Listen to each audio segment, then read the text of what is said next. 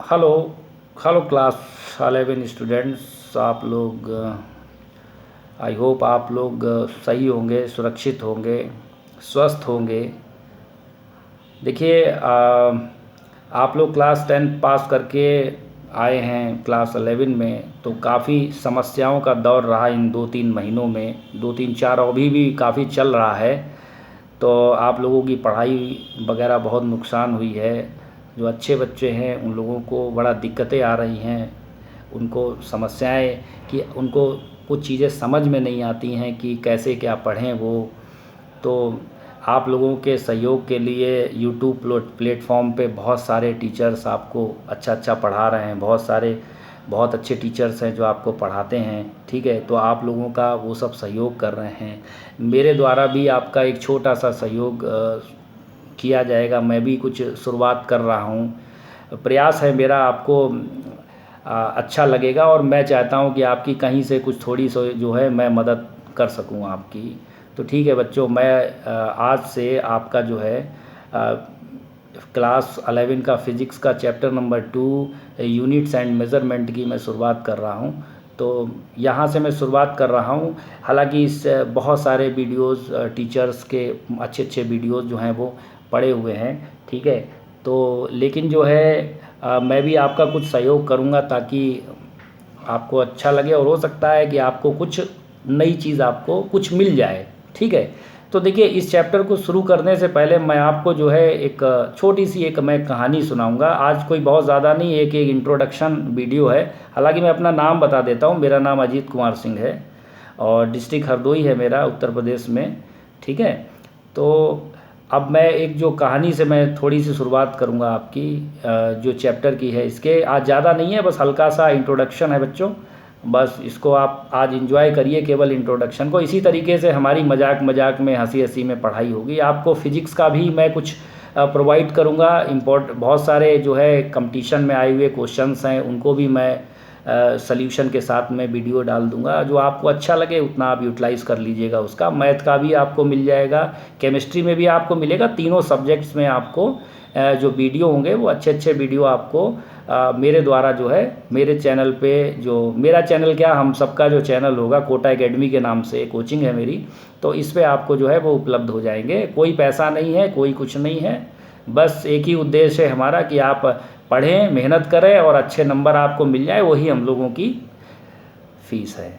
ठीक है, तो बच्चों फिर हम जो है शुरुआत कर रहे हैं और आप इस कहानी को सुनिए और इसका एंजॉय करिए। कुछ आपको यहाँ से नई चीज़ जो है समझ में आ जाएगी। कोई फिज़िक्स की बात नहीं है, बस एक कहानी है और उसमें थोड़ा सा फिज़िक्स का पार्ट जो है हो सकता है निकल आए लास्ट में। ठीक, देखिए, ऐसा था कि बहुत समय पहले अपने देश में एक किसी राज्य में एक राजा हुआ करते थे, वीरभद्र सिंह।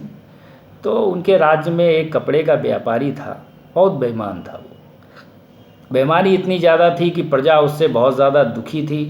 तो क्या होता था कि जब कोई व्यक्ति उसकी दुकान पे कपड़ा खरीदने आता था तो वो क्या करता था कि जो उसकी दुकान में कर्मचारी थे, जो कर्मचारी काम करते थे, उसमें जो छोटा सबसे होता था, पहले ऐसा होता था कि एक हाथ कपड़ा दे दो, 2 हाथ कपड़ा दे दो, इस तरीके से कपड़ा जो है वो मांगा जाता था और वो कपड़ा देते थे। तो वो सबसे छोटा कर्मचारी जो है बुला करके कहता, भैया अपने हाथ से कपड़ा नाप करके आप इनको इनको दे दो। तो वो 1 हाथ 2 हाथ जो भी कपड़ा मांगते थे उतना देता, वो कम होता था। ठीक है, और सबसे जिसका हाथ लंबा होता, कर्मचारी ज़्यादा होते थे ना, तो उनको वो नहीं बुलाता था, जो छोटा होता था उसको वो बुला लेता था। तो इस तरीके से उसका बेईमानी बहुत चल रही थी, चरम पे थी बेईमानी। किसानों की लगा, और जो लोग जाते थे ये लोग लगातार शिकायतें राजा से कर रहे थे। राजा न्यायप्रिय था, बहुत अच्छा रहा था और राजा की निगाह में ये चढ़े हुए थे महाशय।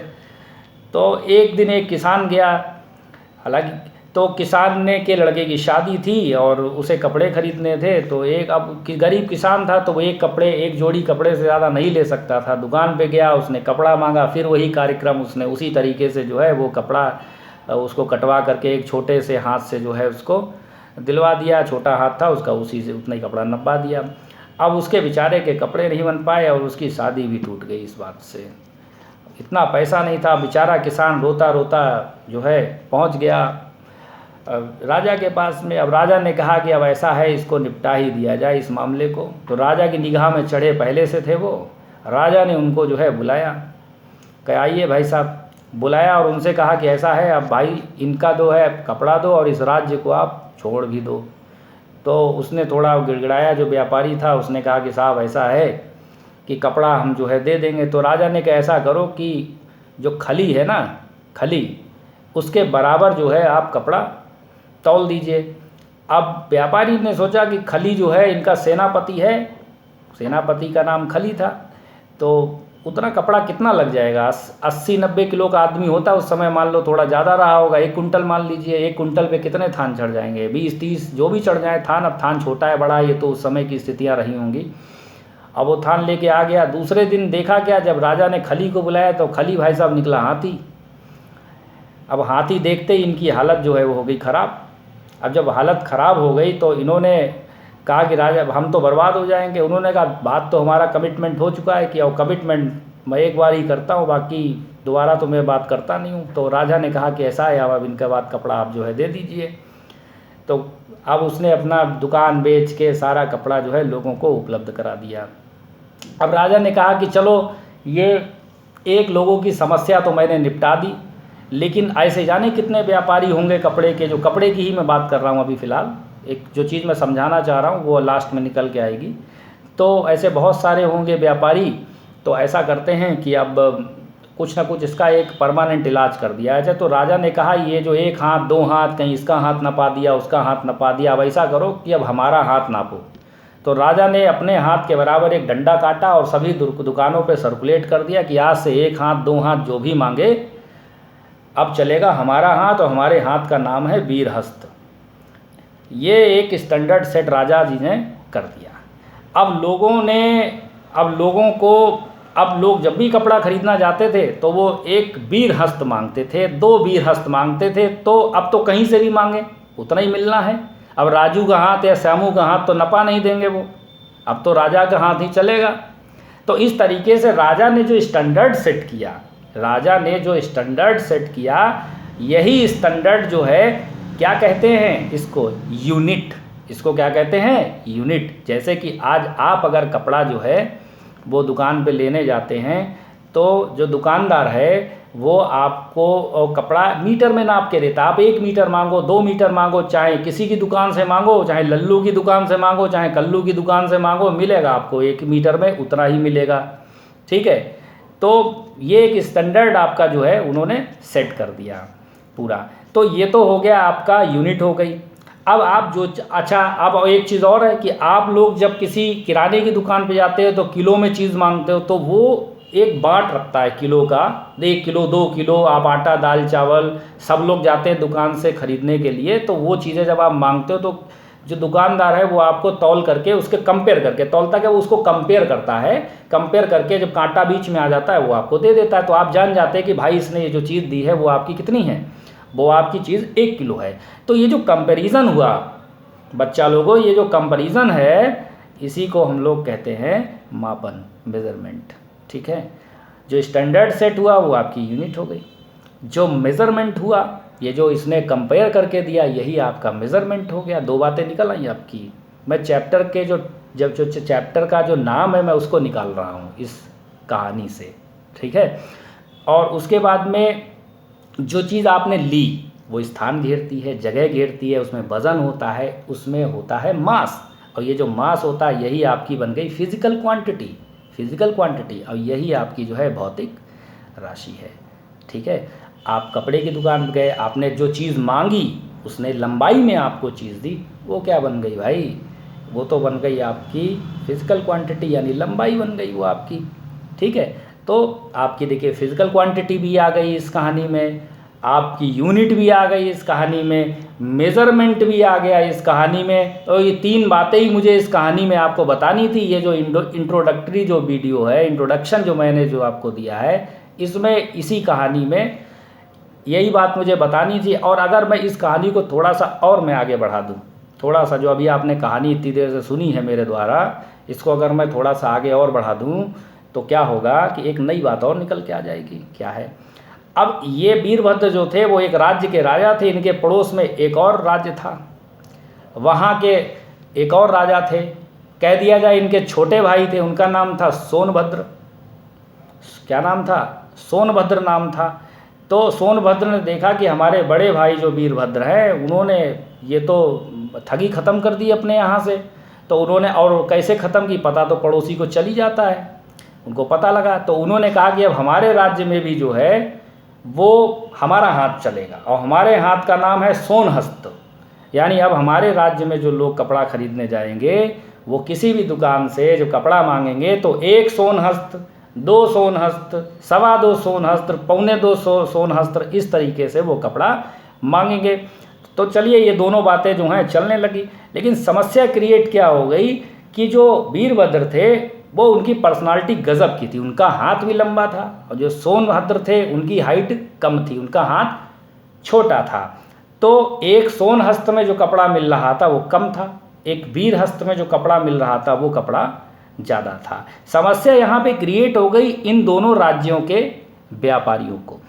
अब जब व्यापारी जो आपके राजा सोनभद्र थे उनके राज्य से जब राजा वीरभद्र के राज्य में लोग व्यापार करने आते थे तो जो वो तो अपना वहाँ से डंडा वंडा लेके आते थे, जो उनको उन्होंने अलाट कर दिया था कि ये सोनहस्त लेके जाइए, तो यहाँ के लोग जब मांगते थे तो वो वहीं का छोटा इतना उनका एक मान लीजिए तो वो थोड़ा कम होता था, तो इनका व्यापार प्रभावित होना। और यहाँ वाले जब वहाँ जाते थे सोनभद्र वीरभद्र वाले राज्य के व्यापारी सोनभद्र वाले राज्य में जब जाते थे वहाँ के लोग तो खुश हो जाते थे कि भैया ये तो ज़्यादा देंगे, उनका हाथ तो लंबा है, ठीक है। तो अब इस चीज़ में क्या हुआ, सामंजस्य बिठाने के लिए एक दोनों राज्यों के व्यापारियों ने आपस में कुछ बात करी।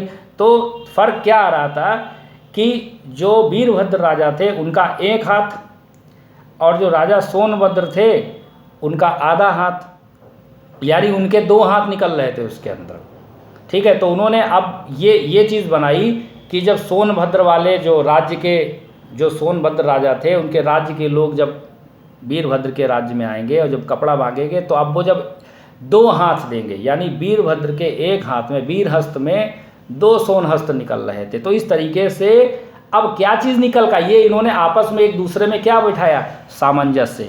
यही सामंजस्य जो है को कहते हैं हम लोग यूनिट कन्वर्जन। यूनिट कन्वर्जन, देखिए यूनिट कन्वर्जन कहाँ होता है कि आप लोग मीटर जानते हैं, किलोग्राम जानते हैं, ठीक है। अब कुछ बातें फुट में भी होती हैं, कुछ बातें पौंड में भी होती हैं, सेकेंड तो मान लो हर जगह सेम है, कुछ बातें सेंटीमीटर में भी होती हैं, कुछ बातें ग्राम में भी होती हैं। तो अब हम क्या करते हैं, 1 किलोग्राम में हमने कह दिया कि 1000 ग्राम हो गया आपका, तो आपने यूनिट कन्वर्जन, इसे क्या बोलते हैं, कन्वर्जन। इस तरीके से आपने क्या है, सामंजस्य बिठाया। जैसे कि इंग्लैंड में FPS सिस्टम यानी फुट पॉन्ड सेकेंड, फुट चलता है, यानी लंबाई के लिए फुट की बात की जाती है वहाँ पे, जबकि यूरोपियन कंट्रीज़ यानी आप ये ले लीजिए फ्रांस ले लीजिए, इटली ले लीजिए, यहाँ पर मीटर की बात होती है, ठीक है। तो यहाँ भी सामंजस्य मीटर और फुट में आपस में सामंजस्य बिठाया गया, क्योंकि इंग्लैंड का व्यापारी जा रहा है, फ्रांस भी जा रहा है, फ्रांस का व्यापारी आपका जो है इंग्लैंड भी जा रहा है। तो ये जो व्यापारी आपस में जाते थे तो वहाँ कुछ यूनिट है, वहाँ कुछ यूनिट है, तो इनमें आपस में सामंजस्य बैठाया गया। यही चीज़ कहलाती है यूनिट कन्वर्जन।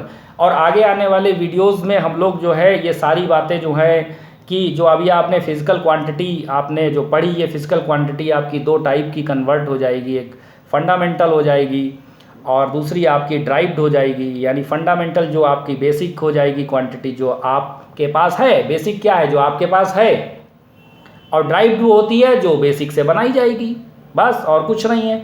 अब जो फंडामेंटल क्वांटिटी है उसकी यूनिट्स आपकी जो है वो फंडामेंटल यूनिट हो जाएंगी, और फंडामेंटल यूनिट की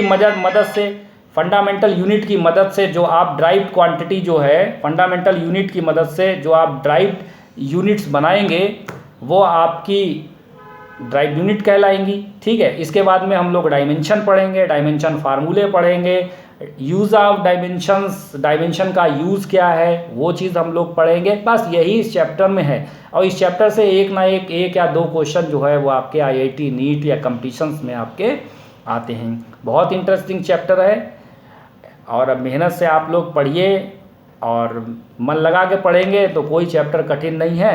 फ़िलहाल तो ये आज एक इंट्रोडक्शन था हमारा और हमारे स्टूडेंट्स के बीच में, ताकि हम लोग एक दूसरे को जाने। ये पहला वीडियो है, बाकी चीज़ें आपको जो है वो सेकेंड वीडियो में जो है वो आपको मिलेंगी। ठीक है बच्चों, और आप लोग जो है अब फ़िलहाल पढ़ाई को एंजॉय करिए, सुरक्षित रहिए, सेफ रहिए और घर में बच्चे लोग तो घर में ही रहें, क्योंकि उनको कोई कमाना तो है नहीं पैसा, क्योंकि माँ बाप उनके बेचारे बाहर जा रहे हैं इस समय के दौर में।